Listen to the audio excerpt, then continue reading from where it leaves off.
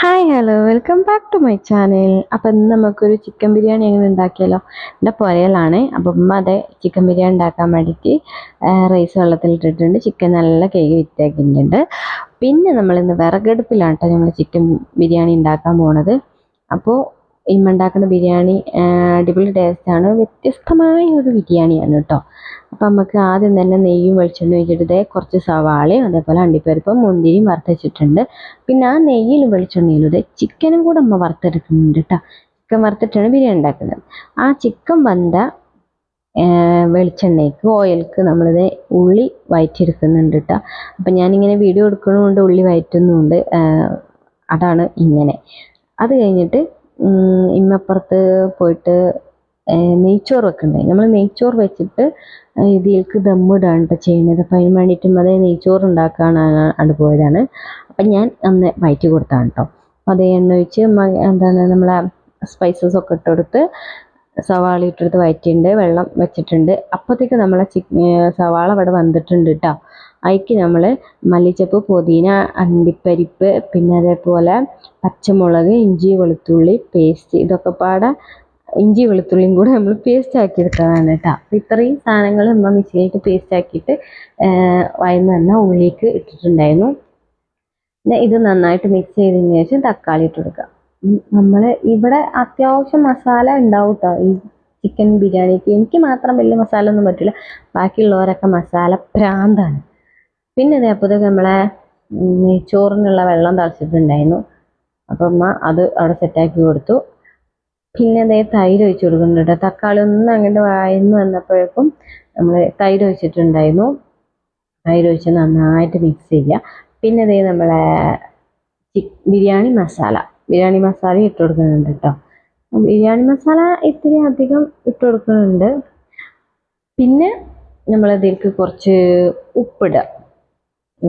റൈസിൽ ഉപ്പുണ്ടാവും, അപ്പോൾ നോക്കിയിട്ട് നിങ്ങൾ ഉപ്പിടുക.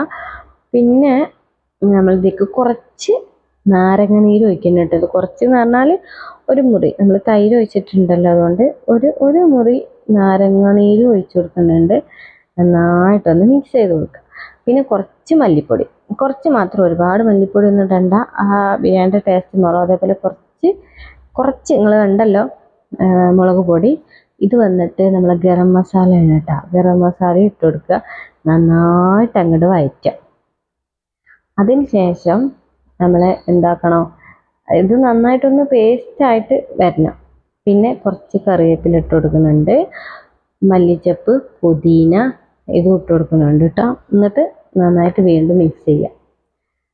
മല്ലിച്ചപ്പും പുതിനയൊക്കെ ഇവിടെ ആവശ്യത്തിലേറെ ഇടലുണ്ട്. അപ്പോഴത്തേക്ക് നമ്മളെ നെയ്ച്ചോറും അവിടെ സെറ്റായിട്ടുണ്ട്. പിന്നെ അതേ കുറച്ച് വറുത്ത് നല്ല ക്രിസ്പി ആയിട്ടുള്ള ആ സവാള ഉണ്ടല്ലോ, അതും കൂടെ മതിക്ക് ഇട്ട് കൊടുക്കുന്നത് കേട്ടോ. ഇതൊക്കെ ഇങ്ങോട്ട് ഇട്ട് കൊടുക്കുമ്പോണ്ടല്ലോ ഒടുക്കത്തെ മണമാണ്, ആ മസാല വെന്ത് വന്നുള്ള ഒരു മണം. പിന്നെ അതും ഒന്ന് വയറ്റിന് ശേഷം നമ്മളെ വറുത്ത് വെച്ച ചിക്കൻ ഇടാം. ചിക്കൻ നന്നായിട്ട് അങ്ങോട്ട് വറുത്ത് നെരിച്ചെടുക്കണ്ട കേട്ടോ. ജസ്റ്റ് ഒന്ന് രണ്ട് ഭാഗത്തും കൂടെ ഒന്ന് ഇതായാൽ മതി, വെന്താൽ മതി. പിന്നെ അത് നമ്മൾ മൂടി വെച്ച് നന്നായിട്ട് അങ്ങോട്ട് വേവിച്ചെടുക്കുന്നുണ്ട്. അപ്പോഴേക്കും ഞാൻ പറഞ്ഞില്ലേ നമ്മളെ ഇത് അതെന്നാ നെയ്ച്ചോറിന് അരി തിളച്ചിട്ടുണ്ടായിരുന്നു, വെള്ളം തിളച്ചിട്ടുണ്ടായിരുന്നു. അരി ഇട്ടെടുത്തു. ഇനി ഇത് വേകുമ്പോഴേക്കും നമ്മുടെ ചിക്കനും അവിടെ സെറ്റാവും കേട്ടോ. അങ്ങനെ ഒരൊറ്റ വിസിലാക്കിയിട്ട് അത് കളയണം, ഇല്ലെങ്കിൽ വെന്ത് കുളഞ്ഞു പോകും. നമുക്ക് കറക്റ്റ് നമ്മളെ ദമ്മിടുന്ന ആ ഒരു ഫിനിഷിങ് കിട്ടൂല കേട്ടോ. അതുകൊണ്ട് ഒറ്റ വിസിലാക്കിയിട്ട് നിങ്ങൾ കളയുക. അപ്പോൾ പിന്നെ ഇത് നമ്മളെ ചിക്കനൊക്കെ കണ്ടെങ്കിൽ ഇത് വെന്ത് അതുമായിട്ട് തുറന്നപ്പോൾ എൻ്റെ പൊന്നിടാവേ ഒടുക്കത്തെ മണം, എനിക്ക് ഇപ്പം തന്നെ തിന്നാൻ തോന്നുന്നു. അപ്പം അങ്ങനത്തെ നമ്മൾ റൈസ് ഇട്ട് കൊടുത്തിട്ടുണ്ട്. പിന്നെ അതിൻ്റെ മണ്ടയിൽ കുറച്ച് സവാള വറുത്തതും അണ്ടിപ്പരിപ്പും അണ്ടിപ്പരിപ്പും കാഷ്യൂ ഒക്കെ ഇട്ട് കൊടുത്തിട്ടുണ്ട് കേട്ടോ. അണ്ടിപ്പരിപ്പും മുന്തിരി ഇട്ട് കൊടുത്തിട്ടുണ്ട്. കുറച്ച് ഗരം മസാല ഇട്ട് കൊടുക്കുന്നുണ്ട്. 6 kg ഒഴിച്ചു കൊടുക്കുന്നുണ്ട്. പിന്നെ സാധാ നമ്മുടെ മിൽമൻ്റെ നെയ്യ്, അത് ഒരു പോട്ട് റൈസ് ഇട്ടിട്ടാണ് കേട്ടോ ഒഴിച്ചെടുത്തിട്ടുണ്ടായിരുന്നത്.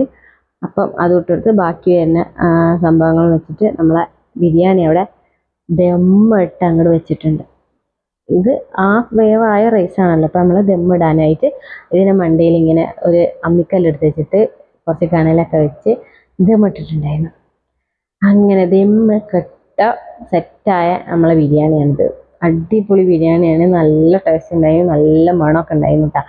എല്ലാവരും ഒന്ന് ട്രൈ ചെയ്ത് നോക്കുക. ഞാൻ പറഞ്ഞ ഈ രീതിക്ക് തന്നെ ഉമ്മക്കുട്ടി മസാല ഒക്കെ വെച്ചിട്ട് ഉണ്ടാക്കി വെക്കുക. അപ്പം നമുക്ക് അടുത്തൊരു വീഡിയോ കാണാം. ഒരേ കേട്ടോ, ബൈ, സീ യു.